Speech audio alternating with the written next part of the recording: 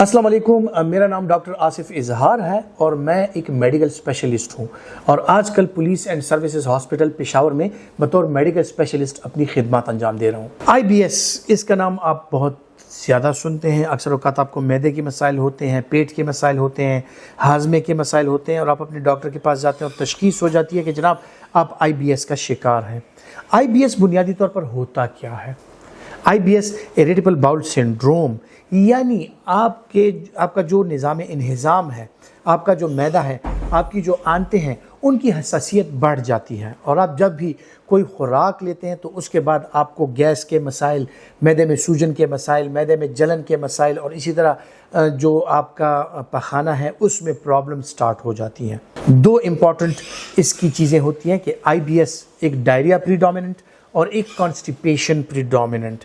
Diarrhoea predominant IBS में जो लोग होते हैं, जब वो IBS का शिकार होते हैं तो उनका पेट अक्सर औक़ात नरम रहता है और ज़्यादातर वक्त जैसे ही वो कुछ खाते हैं उनके पेट में मरोड़ स्टार्ट हो जाते हैं। जैसे ही वो वॉशरूम जाते हैं तो उनका पखाना नरम होता है, उनको डायरिया होता है। तो इस कंडीशन को IBS-D यानी डायरिया प्रीडोमिनेंट IBS कहा जाता है।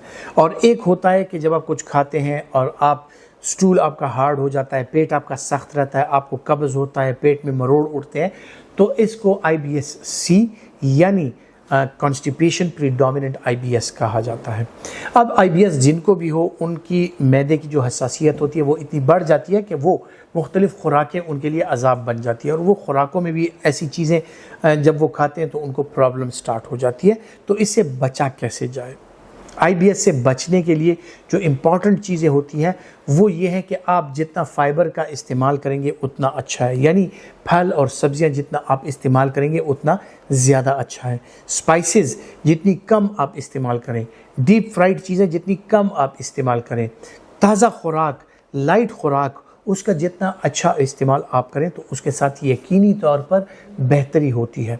कुछ लोग आइडेंटिफाई कर लेते हैं, उनको अंदाज़ा हो जाता है कि कौन सी ऐसी चीज़ें हैं कि जिनके खाने से उनको प्रॉब्लम्स बढ़ जाती हैं, तो उन चीज़ों को अवॉइड किया कीजिए।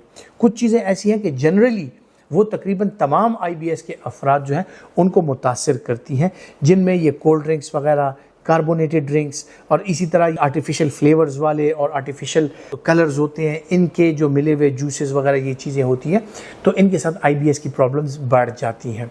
दूसरी जो एक इम्पॉर्टेंट चीज़ है वो ये है कि IBS जिन लोगों को भी हो, खुराक के साथ साथ उनको अपनी लाइफस्टाइल मॉडिफिकेशन करनी पड़ती है। IBS के लोग जो होते हैं ज़्यादातर वो एंजाइटी का शिकार होते हैं, उनकी नींद डिस्टर्ब होती है, वो डिप्रेशन का शिकार हो जाते हैं। तो ऐसे लोगों में माइंड को फ्रेश रखने के लिए उनको किसी अच्छी हॉबी में अपने आप को एडजस्ट कर लेना, अपने आप को मसरूफ़ कर लेना। IBS का शिकार लोग जो होते हैं अक्सर औक़ात उनकी परफॉर्मेंस अच्छी नहीं रहती। अगर वो स्टूडेंट्स होते हैं उनको प्रॉब्लम होती है, अगर ऑफिस में वर्किंग क्लास कोई होती है उनको प्रॉब्लम्स होती है। तो ऐसी सूरतों में जो इम्पॉर्टेंट चीज़ होती है वो ये है कि आपको अपना स्ट्रेस लेवल कम करना होता है। तो अपना स्ट्रेस लेवल कम से कम रखें, अपने आप को ज़्यादा से ज़्यादा रिलैक्स रखें और ज़्यादातर अपने आप को ऐसे हॉबीज़ में मशगूल कर लें कि जिनसे आपका स्ट्रेस लेवल कम होता हो, तो यकीनी तौर पर IBS के जो सिम्टम्स होते हैं वो कम हो जाते हैं। फिर एक और इम्पॉर्टेंट चीज़ कि IBS का शिकार लोग जो हैं कितने अरसे तक दवाई का इस्तेमाल करें, तो ये डिपेंड करता है पेशेंट की हालत पर कि उसकी हालत कैसी है। उसके जब जो अलामात होती हैं उनमें जब कमी आ जाती है हम दवाइयों को कम कर देते हैं, या अलामात ख़त्म हो जाती हैं तो दवाइयों को बंद कर देते हैं। लेकिन जैसे ही अलामात बढ़ती हैं या शुरू होती हैं या उनमें चेंजेस आती हैं तो हम दवाइयों को भी उसी मिकदार में बढ़ाना या कम करना या चेंज करना वो हम करते रहते हैं।